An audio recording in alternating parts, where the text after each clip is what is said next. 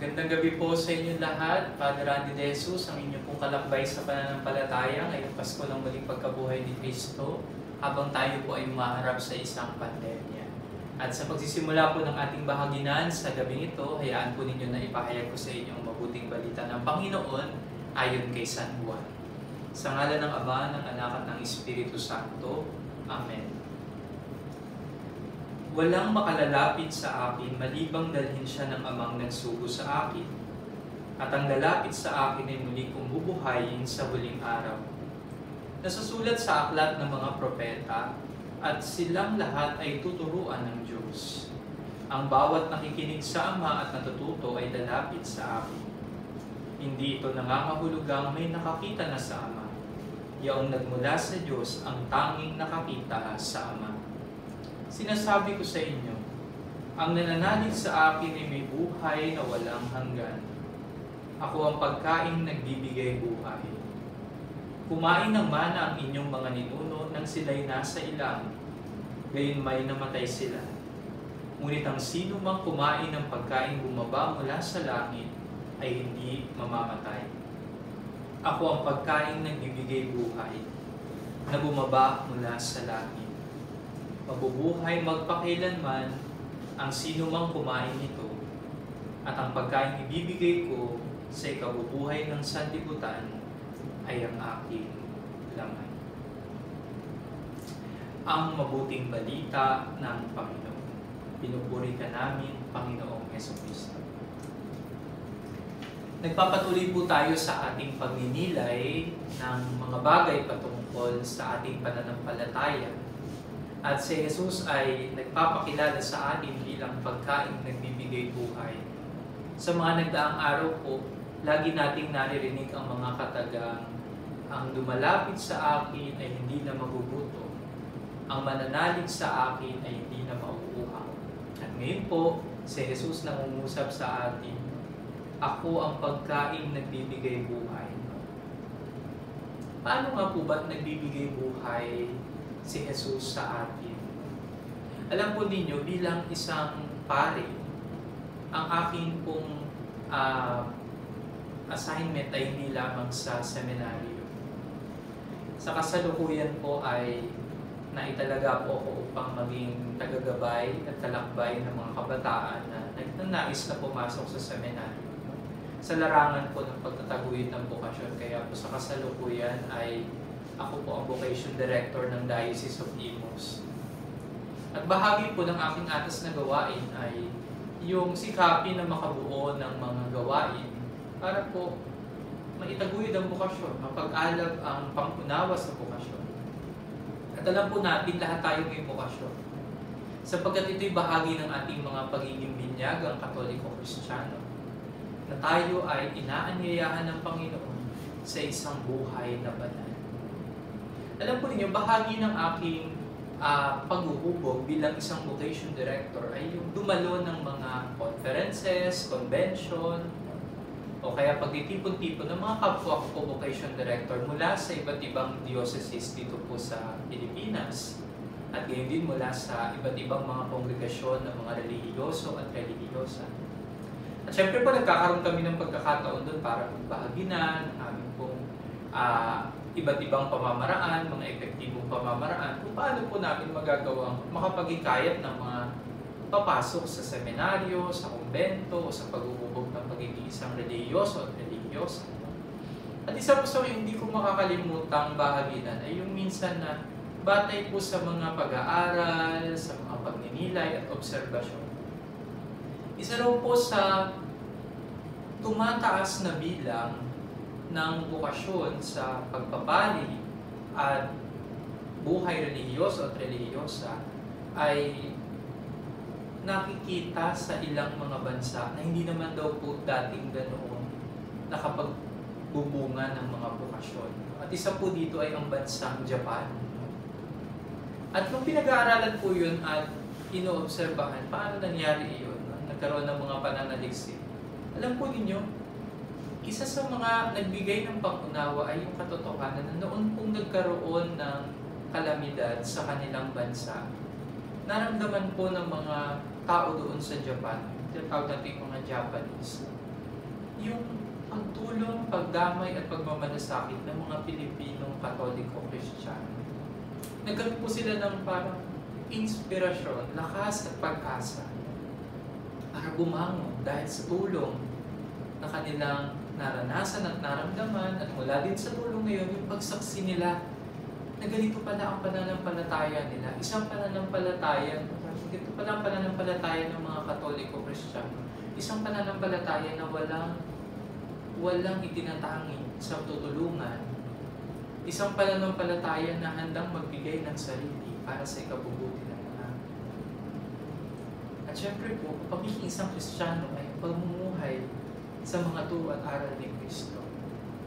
At mula doon, naramdaman ng mga tao sa Japan ang presensya ng Kristo na sinasampalataya. Ang dami pong na-inspire magpahal. Ang dami pong na-inspire magmanda. Kaya bumibilang o tumataas ang bilang ng mga nag-aangat tungkol sa panawagan. Mga kapatid, ganito po kumilos ang Diyos sa buhay ng tao. Meron po siyang natatanging pamamaraan para tawagin at hikayatin ang bawat isa sa atin na sumunod sa Kanya, magpahalaga sa Kanya.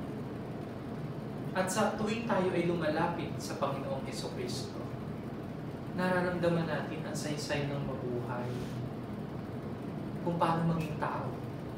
Sapagkat ang buwaran natin sa pagpapakatao ay walang iba kundi kung anong pinamalas ni Jesus. Walang-wala para sa makasariling pag-aaral. At kapag tayo ay namumuhay kasama si Jesus, nagagawa natin na tugunan ang pangangailangan bilang ng ating mga kanya-kanyang pamilya, kundi maging ng mga tao nag-aangan na sila'y matulungan.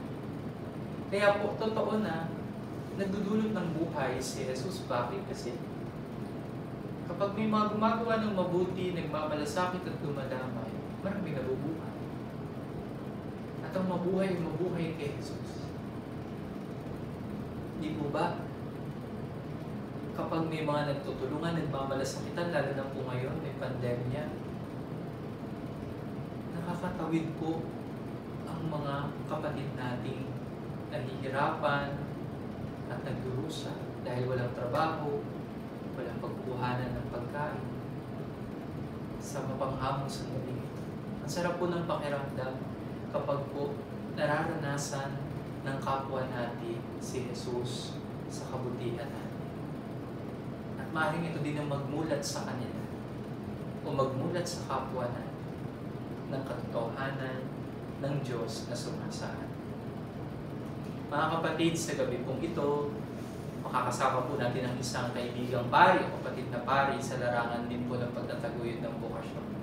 Siya po ay nakasama ko sa ilang mga conferences and convention po namin sa vocation ministry, at sa amin po mga pagbabahagi na ng paglalakbay ay nagkaroon po kami ng suportahan at tulungan, lalo na po sa larangan ng ganitong klaseng ministry sa pagtataguyod ng bokasyon. Siya po ay si Father Aljun Mangalip, at siya po ay miyembro ng Piaris Fathers. Hayaan ko po siya na magpakilala sa inyo mamaya. Kontakin ko po si Father.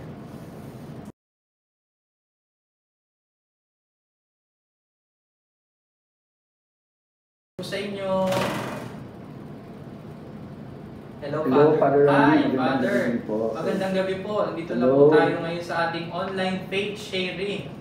At may mga nakikilakbay po sa ating mga mananampalataya, mga kabataan, at syempre po yung mga nagdi-discern lalo tingin sa buhay na niyakap din po natin. Father, bigay ko po sa inyo ang pagkakataon para po ma-introduce nyo rin po yung inyong kasalukuyang ministry at yung inyong pong kongregasyon. Sige po, Father Aljun. Maraming salamat, Father Randy. Magandang gabi po sa lahat, sa mga milyong-milyong tagapakinig ni followers ni Father Randy. Yeah. Ako po ay si Father Aljun Maglangit. Ang full name ko po ay Alfredo Maglangit Jr. Kaya po ay Aljun dahil Alfredo and Jr. Ako po ay isang reliyosong pari. Ay ay kasapi po ako ng Order of the Pious Schools na tinatawag sa Pilipinas na PRist Fathers. Tulad din po ni Father Randy, ako po ay naging isang vocation promoter and vocation director for 16 years, 16 na taong pagdadala kay Kristo sa mga kabataan na mahihikayatin silang magiging tutugon sa tawag ng Panginoon Diyos. At naging formator din po ako sa seminaryo na medyo mahaba-habang panahon. Nag-na-assign na rin po ako sa parokya at ang kauna-unahan kong parokya na-assign ay nasa San Vicente, Camarines Norte. Maray na po sa Maray na Bangi sa Ilulabos, sa San Vicente, Camarines Norte. At sa Novaliches din. At sa kasalukuyan ay ako po ay nagtuturo dito sa school ng Diocesan School of the Diocese of Bigos na kami po ang namamahala, ang Holy Cross of Kiblawan Incorporated. So sa ngayon po ay nagtuturo ako sa senior high school ng mga accounting subjects, banking and finance, and also religious subjects. So ayan po ang ginagawa ko ngayon sa kasalukuyan pagkatapos ng 16 na pagiging isang vocation promoter and vocation director. Hindi lang sa Pilipinas, but sa ibang parte ng Asia tulad ng Indonesia, East Timor, South Korea, Vietnam, Myanmar. Ayan po ay nararating ko at naghahanap ng mga kabataan na gusto magpari. Maraming salamat po, Father Aljon, sa pagpapaunlak nyo sa aming paanyaya. Malaking bagay po na makalakbay namin kayo sa ganitong klaseng online faith sharing. Isang karangalan na maging kabahagi sa programa mo, Father Ryan. Salamat po. Father, kamusta po kayo sa kalagayang ito na tayo ay nasa isang pandemya? No? Siyempre po sa mata ng isang pari, sa buhay natin, paano natin ito nagagawang harapin, lalo na po sa inyong kalagayan ngayon? Sige po, Father. Napaka-challenging, Father Randy, kasi bago magkaroon ng pandemic, ay dito po sa kinalalagyan ko, dito po sa Kiblawan, dito ko po naranasan yung sinasabing lindol. Nako, napakaraming lindol, hindi lang siya isang beses, dalawang beses, napakaraming lindol. So mula nung dumating ako noong October last year, naranasan ko isang napakalakas na lindol hanggang umabot na sa January. Hindi lang yun, naranasan pa namin yung sinasabing ASF, African Swine Fever, dito din sa Davao del Sur. And ito na nga, dumating yung pandemic. Kaya sabi ko sa akin sarili, Lord, wala na bang katapusan ng mga nangyayari? Ano bang nangyayari sa mundo nito? Siyempre, nandun yung sinasabing pagiging isang tao, reaction ng pagiging isang tao. Pero alam niyo, Father Randy, naging malalim po yung pagnilay-nilay ito doon sa mga nangyayari sa kapaligiran. Tulad na lang na nagkakaroon ng isang grace moment encounter with God. A new encounter with God. Na at the same time, alam ko namang madasalin din ako sa aking sarili, madasalin na bilang isang pari, pero nagkakaroon ng isang mas malalim na kahulugan yung sinasabing panalangin dahil sa mga nangyayari sa paligid. At nakikita ko na nag-develop yung sinasabi nating prayer life at home. Hindi lang sa aming community dito sa Kiblawan, bagos pati na rin yung mga pamilya sa kanilang mga bahay. Dahil napapansin ko dito sa kinalalagyan ko, ay yung mga bahay may mga altar na sila. Yung mga altar at sama-sama silang nananalangin. Napakagandang tingnan yung sinasabing domestic church, di ba? Yung palagi natin sinasabi nung tayo pinag-aaral, na the family is where we can see the domestic church. At sa pandemic na ito, hindi lang siya hindi lang siya nagkaroon ng matibay, pero nakikita at naranasan ng bawat isa. At yan po ang nagbibigay inspirasyon para sa akin personally, na mas palaminin ko pa ang aking relasyon sa Diyos, the way I encounter with God, personal encounter with God, and also in my prayer life. Then, at the same time, because of this pandemic, yung nangyari sa pakapaligiran natin ngayon, naging mas malalim pa yung pakipagrelasyon ng bawat isa sa loob ng pamilya. Dahil wala nang ibang mapupuntahan kundi sa loob ng bahay, kaya nagkita-kita na naging mas malalim pa ang relationship na each member of the family nang dahil po sa pandemic. Kaya ito yung nagdadala sa akin na mas palalimin ko pa yung pagiging isang pare. At na-appreciate ko yung aking pagiging isang pare nang dahil naging konkreto at naging mabigat yung aking panalangin dahil sa aking karanasan at sa mga nakikita ko sa paligid.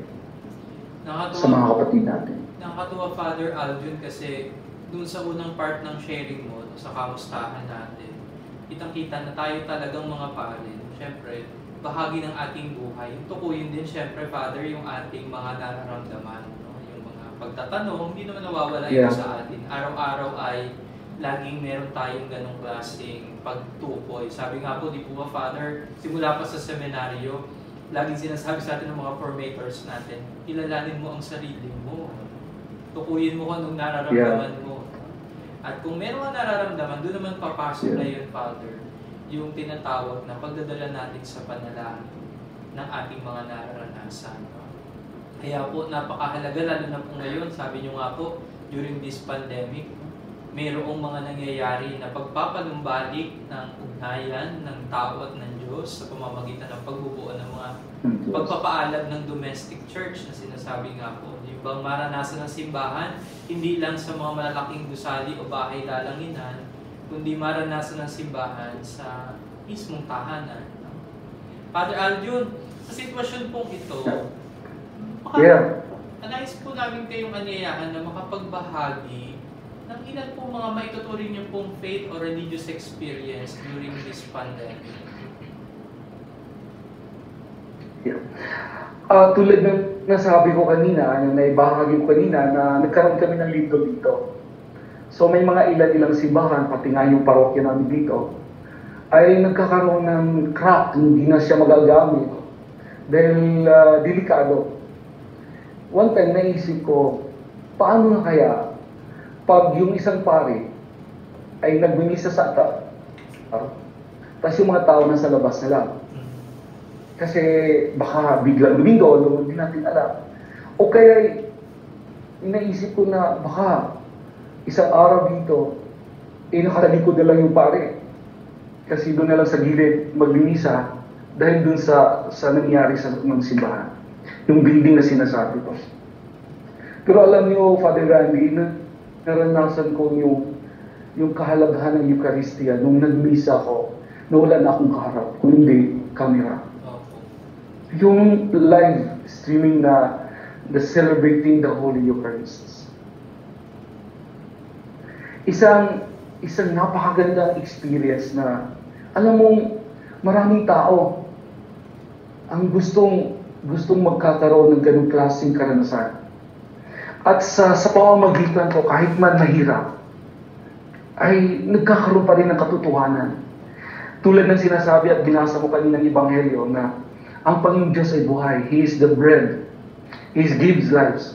Yung pakiramdam ko sa aking sarili, na sa pamamagitan ng pagdiriwang ng banal na Eucharistia, na kahit man nasa harap ng camera, ay nagbibigay pa rin ng inspirasyon sa mga kapatid nating Kristiyanong Katoliko. Nananabik na matanggap nila ang Panginoong Jesus. At ito po yung isang karanasan na nagpapatibay doon sa aking pagiging isang pare. Karanasan na hindi ko makakalimutan na siyang nag-uudyog sa akin na magiging tinapay ako para sa iba. Yung sinasabi natin, bread broken for others. This is now the way I'm going to break myself for others by continuing celebrating yung kahalagahan ng misa para sa bawat isa sa ating Kristiyanong Katoliko. Makikinig, makipagsalamuha sa kanila na kahit malayo sila, alam natin na nandyan sila.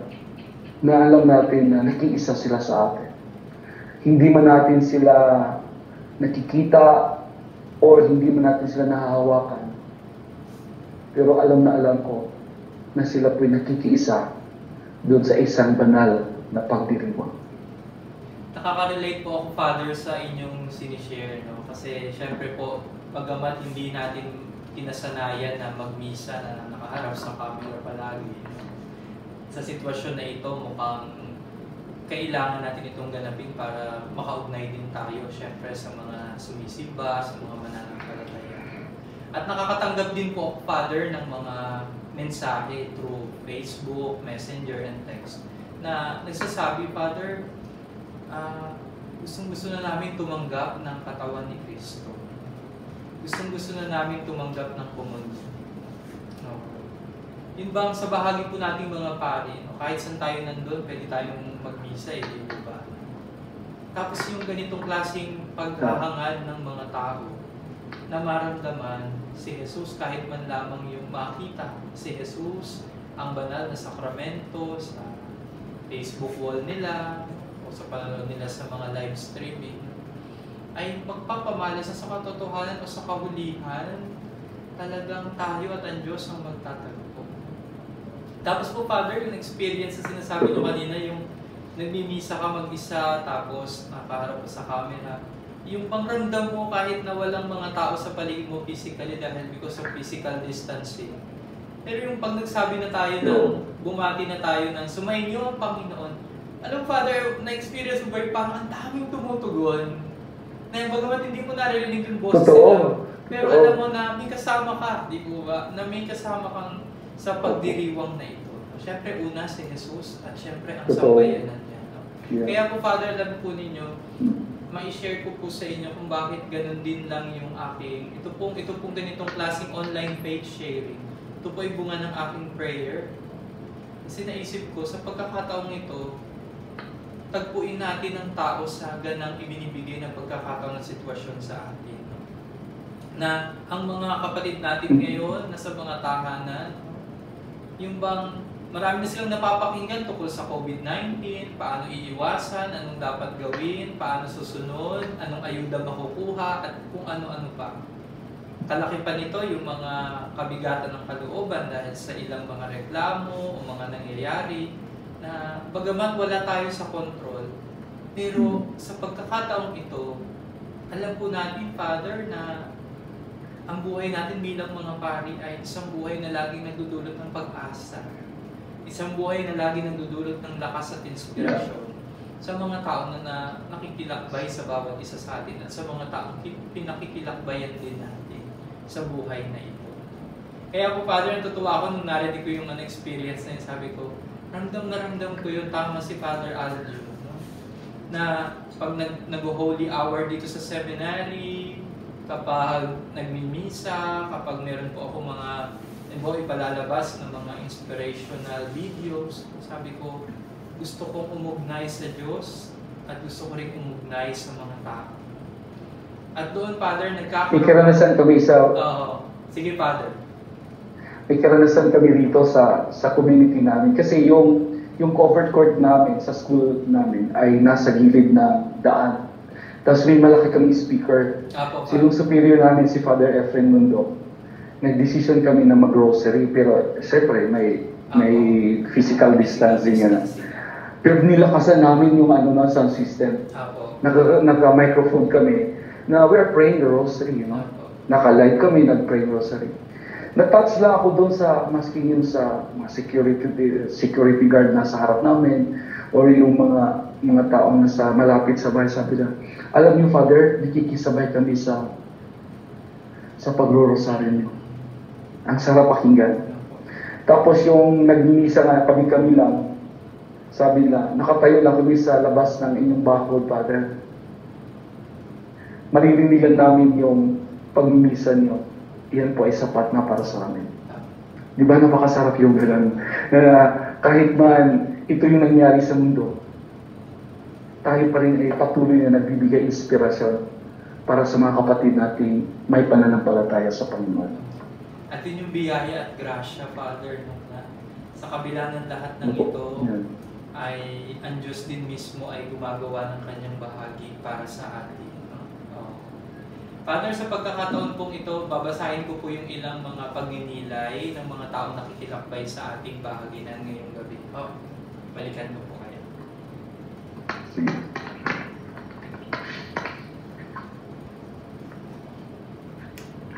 Kasama po natin ngayong gabi ang ilang mga kapatid natin sa pananampalataya na ikipagbahaginan po sa bawat isa sa atin. Si Ate Eloisa Manalo, Ate Maridel, Ate Beth Carilo, Salido, at sabi po ni Ate Eloisa, papuri at pasasalamat sa iyo, Jesus. Napakaganda po ng ganong klaseng pagbati kung saan ibinabalik tayong lahat sa pagkilala sa mahalagang bahagi ni Jesus sa buhay natin. Si Ate Maribig Sarmiento, si Ate Early Raqueño, si Ivan Joseph de Guzman na isang seminarista, si Kuya Edmond Tirona ay nakikilakbay po sa atin, si Ate Ligaya Tokhayaw, at si Ate Elisa Loreto. Salamat po, Father. Salamat din po sa inyo, Ate Elisa, Ate Ellen. Papagaling po kayo palagi. Ate Ellen Lipat, member ng Couples for Christ. Umabati si na Ate Ligaya, Ate Maridel ng good evening. Si Tina Almodiel, si Empoy ay nakikibahagi at nakikilakbay din sa atin. Si Len Halyare at Evangeline Eugenio Enova. Sabi po ni Ate Evangeline, good evening Father Randy, good evening po everyone. Umabati po siya sa ating lahat. Ganyan din si Ate Len Halyare. Ate Cathy Soriano ay kasama po natin ngayon, nagdiriwang ng kanyang kaarawan. Happy birthday, Ate Cathy, at mag-ingat po kayo palaging pagpalain po kayo ng Panginoon sa inyong buhay at paglilingkod. Ate LJ Soleria sa Naik, Cavite, Jeric Ernie sa Indang, Cavite, seminarista po natin mula sa Indang. Ami Canonisado, magandang gabi po sa inyo. Carlo Malaluan, kasama po nating seminarista din dito po sa seminaryo. Polly Rabanilla, good evening po Father Randy. Si John Lloyd Delarie, magandang gabi po Father Randy and Father Alvin. Magandang gabi sa inyo. Lenny Can. Sabi po ni Ate Esmeralda Vasquez, thank you po Father sa walang sawang pagbabahagi ng inyong mga karanasan na nagbibigay sigla sa amin. Thank you po sa grasya na ibinigay sa inyo ng Panginoon na inyong ibinabahagi sa amin. Alam niyo po mga kapatid, Ate Esmeralda, nag-uumapaw po ang biyaya at grasya ng Panginoon. Kagaya po ng nabanggit ko po sa inyo ng mga nagdaang bahagi na natin, ang bawat grasya at biyaya na tinatanggap natin sa Panginoon ay laging nakatadhana para ibahagi. At masaya po kaming nakakapagbahagi sa inyo, nakikilakbay sa inyo sa ganitong mga sitwasyon kung saan higit natin kung kailangan magtulungan, magsuportahan, at magbigay ng inspirasyon at pag-asa sa bawat isa. Masaya po kami na nandyan po kayo at nakikilakbay sa amin at dun po sa mga kasama natin. At sana po yung mga nagiging bunga ng ating mga pagninilay, bahaginan, yung inyong po mga napapakinggan, ay sikapin din po natin na bigyan ito ng iba yung mukha sa larangan ng pagbabahagi din po nito sa mga taong ating nakakasalamuha, kagaya po ng ating mga mahal sa buhay, pamilya, mga kamag-anak, kapitbahay, at yung mga tao na nakakasalamuha po natin sa buhay na ito. Kanina po ang aking ipinost na na gabay po natin ngayong gabay sa kabahaginan ay patungkol po sa kung sino ang ating kakamustahin sa ganitong mga sitwasyon na tayo ay humaharap sa isang pandemya, at anong nais natin ipahayag sa kanila. At ilan po sa mga sagot na akin pong natanggap mula po sa mga kapatid natin na nakikibahagi ay ito po, babasahin ko po sa inyo. Ang aking pong katanungan na ipinost kanina, sino ang iyong mga nakamusta sa kasalukuyan? Dahil isang araw ang ating bunga po ng ating bahaginan, ang kamusta ay isang paraan ng ating pag-ugnay. Ang salitang kamusta, ang pagtatanong ng kamusta ka, kamusta kayo, ay isang pagpapadama na may kasama ang ating kapwa sa kasalukuyang pinagdadaanan natin. Sabi po ni Ate Early Raqueño, ang aking pong kinamusta, Father, ay mga pamilya sa malayo na laging maging ligtas sa anumang panganib, lalo na sa ganitong sitwasyon ng COVID-19. Sabi po ni Kuya Ding Manalang, mga kaibigan na dumadanas ng mga pagsubok, I told them, don't worry, everything shall pass. Try to learn the lessons we can bring on, and in God's time, healing will come. No? Tapos meron din po dito si Ate Ligaya, sabi niya, ang lahat ng mga mahal sa buhay, mga kaibigan, ang sasabihin ko po ay kamusta sila?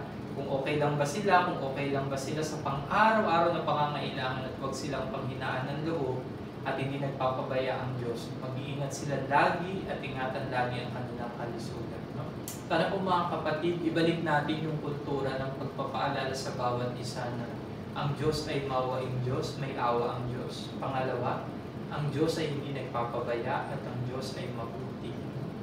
Lagi pong ganun. Pag tayo kinakamusta, huwag tayong tutugon lang na okay, no? Fine, I'm good, hindi ganun lang. Balik po natin yung kamalayan natin bilang mga mananampalataya na kapag tayo kinakamusta, ang tugon natin, awa ng Diyos, nakakaraos ako. Awa ng Diyos, okay, buti ng Diyos sapagkat kahit mahirap ang buhay, kompleto kami sa pamilya. Yung po bang laging ang ating pagtugon sa paghahangad ng iba na tayo ay alalahanin at damayan ay laging pagbabalik sa karanasan at pagkilala sa kabutihan ng Diyos. Sabi po ni Ate Ellen Lipat, ilang pamilya at kaibigang na kumusta sa kanilang kalagayan. Sa awa ng Diyos ay nasa maayos silang kalagayan and telling them to stay safe and be secured in their homes. That these too shall pass at mapagtatagumpayan basta manalig at magtiwala lang sana lagi sila sa Diyos who is in total control of everything. Tama po. Habang tayo nagtitiwala at kumikilala sa Diyos, sa kakayahan niya na tulungan tayo, hilumin ang ating bayan, pagalingin ang mga may sakit, ang lahat po ng ito ay mangyayari at magkakaroon ng katuparan. Sabi po ni Maria Eileen Margues, may mga takot na naiisip, may iba na pinipili ang maging positibo, may iba naman na abala sa trabaho kahit nasa bahay. Ate Evangeline, sabi niya, mga kapamilya, mga kaibigan, kumare, classmates po, kinumusta sila at sinabihang mag-ingat at lalo pang palawigin ang pananampalataya at tiwala sa Panginoon. Siya lamang ang nakababatid ng mga nangyayari at ang ating tanging kaligtasan. Si Ate Maria Paz Mendoza, mga kamag-anak at yung ka-senior, no? Kasi si Ate Maria Paz po ay senior citizen na. Pero alam po ninyo, ito si Nanay Maria Paz Mendoza, kahit po siya ay senior na, lagi po ito nagme-message sa akin.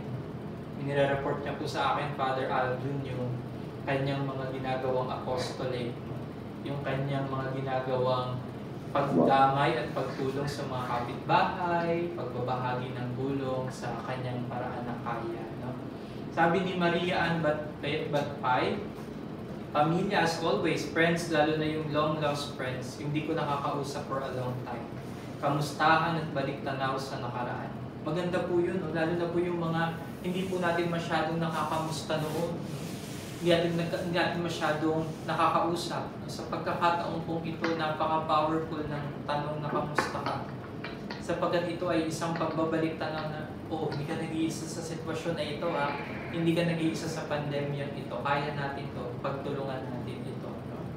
Kanina nga po kahit yung mga lingkod bayan, yung barangay captain po namin dito sa Barangay Buhay na Tubig, yun po mga konsehal, mga army, mga frontliners, mga taga-DSWD. Talagang sa tuwing may makakasalubong po kami, kamusta po kayo, mag-iingat palagi, magdarasal. Upang ipadama natin, hindi tayo hiwalay dito. Ang hirap na pinagdadaanan natin ay pangkalahatan. Pero kahit na may hirap tayong pinagdadaanan, may pagsubok tayong nararamdaman o hinaharap sa buhay natin, tatandaan natin. Habang tayo nagtutulungan, habang tayo nagpapaalala ng pananampalataya sa isa't isa, kung paano tayo magkakasamang humaharap sa pandemyang ito, ganoon din tayo magkakasamang babangon at magpapatuloy sa isang tinatawag na bagong normal na buhay. Sabi po ni Thea Patricio, ang aking pamilya, bagaman nandito sila pero di ko sila nakikita dahil di rin sila lumalabas ng bahay. Ako po, yung kapag hawak na ang CP at nakita ko ang mga naka-online ng mga kamag-anak, halos isa-isa ko po silang mini-message at kinakamusta. Pinapaalala na anuman ang ating hinaharap na ito ay parati pa ding manalangin at magtiwala sa kalooban ng Panginoong Diyos na laging mag-alay ng panalangin at matutong magtiis dahil lahat ng ito ay may katugunan mula sa Panginoon. Kasama natin siya sa lahat ng oras at huwag kalimutan na magpasalamat sa Kanya. Salamat po, Ate Thea, sa inyong ibinahagi. At kahit na hindi ka nakikita magkakamag-anak, dahil na siyempre lahat tayo naka-quarantine, ay through Facebook, text, or messenger, umugnay po tayo. At sa pag-ugnay natin, dalhin natin si Jesus. Dalhin natin ang karanasan ng pagkilala sa Diyos. Si Reginald Macaraeg, sabi po niya dito sa kanyang post, mga kamag-anak na malayo pa sa amin, mga lingkod simbahan, lalo na din po mga kabataan, patuloy lang po sa laban at laging maging handa sa lahat, kasama na ang palagiang pananalangin at sumunod sa mga alituntunin. Salamat po. God bless. Salamat, Reginald, sa iyong ibinahagi. Lenny Cassie, mga relatives, mga may sakit na COVID. Opo, lalo na po yung mga may sakit ng COVID. Alam niyo po, napakahirap na kapag dinapuan ng COVID ang isang tao, hindi po pwedeng mayroong bantay, hindi rin pwedeng dalawin. So, nasa kanilang pagiging nag-iisa. Kaya po kung meron po kayong mga kamag-anak na may COVID, i-add nyo po sa ating Facebook group na Journey to Faith para po magawa din po nilang ma-view o mapanood at makilakbay sa atin sa pagbabahagi na ito. At sa inyo po mga kapatid namin na naapektuhan at dumaranas ng karamdaman dulot ng COVID-19 na nakikinig sa atin, kasama po kayong palagi sa aming mga misa at sa aming mga panalangin. Makaka-recover din po kayo. Kaya hindi habang pinagdarasal din natin, syempre yung mga kapatid po natin na hindi po kinaya ang ganitong klaseng karamdaman.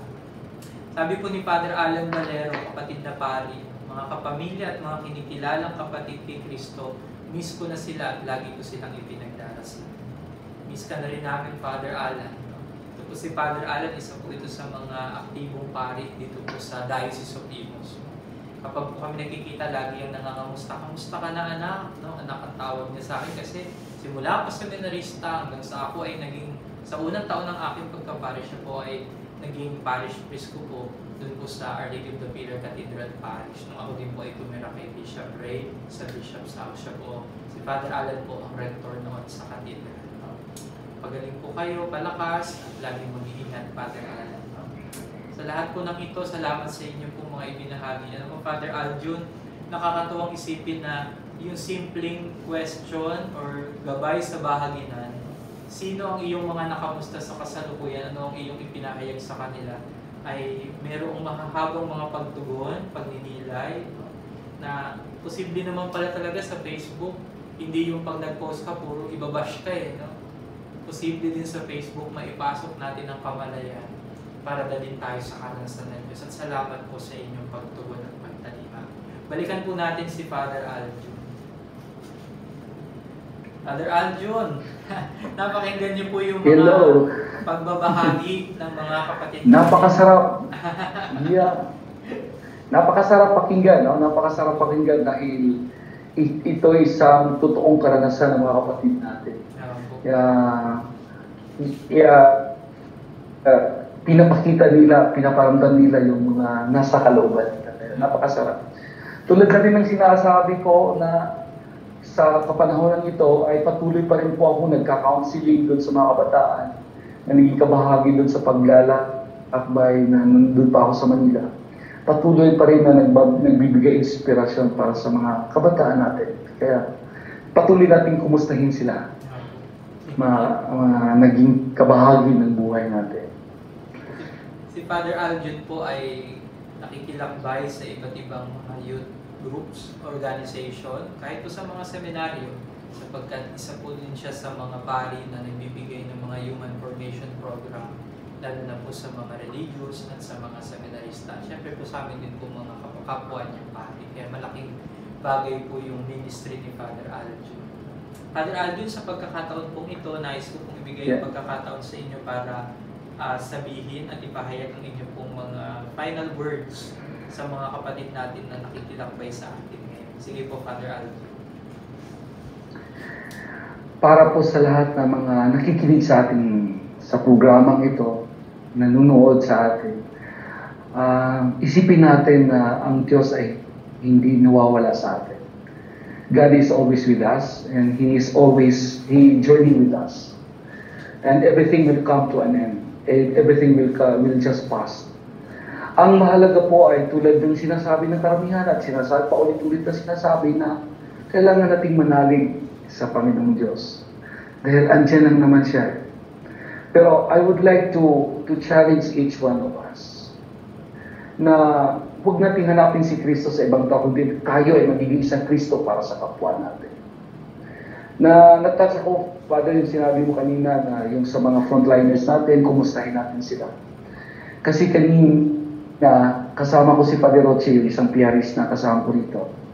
Kahabang pumunta kami sa Ligo City, bumili kami ng tubig tsaka isang mga tinapay. Ibibigay doon sa mga military, mga police, mga tanod, yung mga barangay tanod, yung mga health workers na nasa checkpoint sila. Mabigyan man lang ng isang boteng tubig is napakahalaga na.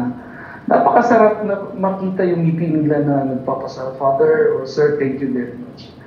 Kaya magiging Kristo tayo para sa iba. Magbibigay tayo ng inspirasyon para sa iba. Dahil tulad ng hindi ko makakalimutan na sinasabi ni Cardinal Tagle, sa tuwing tayo tumatanggap ng kamahal-mahalang katawan ng ating Panginoon Diyos, hinahayaan nating mananahan sa ating kalooban ang Panginoong Hesus, ang buhay na Panginoong Hesus. Harinawa itong buhay na Hesus na nasa ating kalooban, ang siyang ibabahagi natin sa ating kapwa, lalong-lalo na ang mga nangangailangan. Salamat po, Father Aljun, sa inyong sa inyong presensya sa buhay ko bilang pari. Mahalaga po para sa akin yung meron pong kagaya ninyo na nakikilakbay, lalo na sa akin bilang batang pari na nagsisimula sa ganitong klaseng ministry.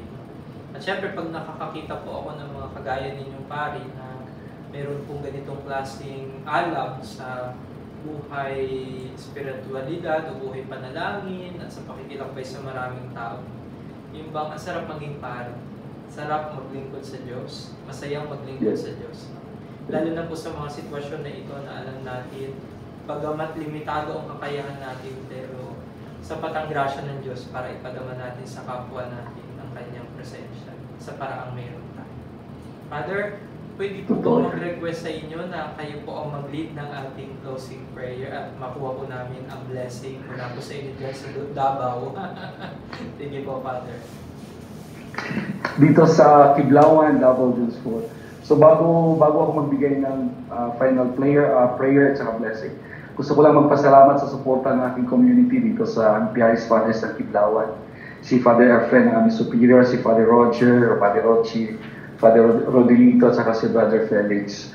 Sa lahat ng mga parokya namin sa Mulupulo District na nanonood sila, ay maraming salamat po sa mga estudyante ng Holy Cross of Kiblawan, sa mga senior, especially ang senior high school. So maraming salamat po sa aking pamilya na nanonood ngayon. Maraming salamat. So let us always be reminded that God is always with us. So sa ngalan ng Ama at ng Anak ng Espiritu Santo, Amen. Panginoong Diyos, nagpapasalamat kami sa biyaya na pinagkaloob mo sa amin, sa bawat isa sa amin. Ang biyaya ng buhay at ang biyaya ng bukasyon na Panginoong Diyos, hinihiling namin na ipadala mo ang iyong banal na Espiritu Santo upang kami ay gabayan at bigyan lakas upang patuloy kaming maglilingkod sa iyo bilang isang mananampalatayang Kristiyano Katoliko. Magbibigay ng pagmamahal, magbibigay ng inspirasyon sa aming kapwa, lalong-lalo na sa kapanahunan ito na kami po ay nakaranas ng hindi maganda para sa aming buhay. Pero naniniwala kami, Panginoong Diyos, at may pananalig kami na ikaw ay kasama namin sa aming paglalakbay. Ikaw ay hindi nawawala sa aming paglalakbay at ikaw ay nakikisa sa aming mga naranasan sa mga oras na ito. Halinaway, andito, Panginoon, maramdaman namin at itong Panginoon Diyos na nasa atin ang siyang ibabahagi natin sa ating kapwa. Amen. Sumainyo ang Panginoon. At sumainyo rin. At pagpalain kayo ng makapangyarihang Diyos, ang Ama at ang Anak at ang Espiritu Santo. Amen. pagmamahal ng Diyos ay nasa atin. sa Maraming salamat po. Diyos. Salamat, Father Aljun. Mag-ingat po kayo palagi at lagi po namin kayong ipinagdarasal. Salamat po sa inyong patuloy na pagbibigay ng sarili at pagiging inspirasyon sa ministry ng paglilingkod na ito. God bless you po. Ingat palagi. Bye-bye. Thank you. Salamat, Thank you. Father. Salamat. Maraming salamat. See you soon. See you, Father. See you.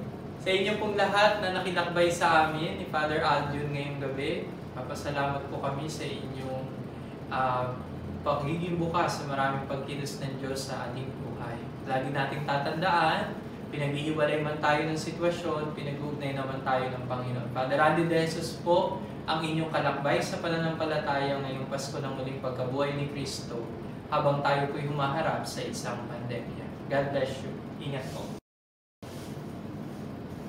Thank you, Father. Ay, thank you.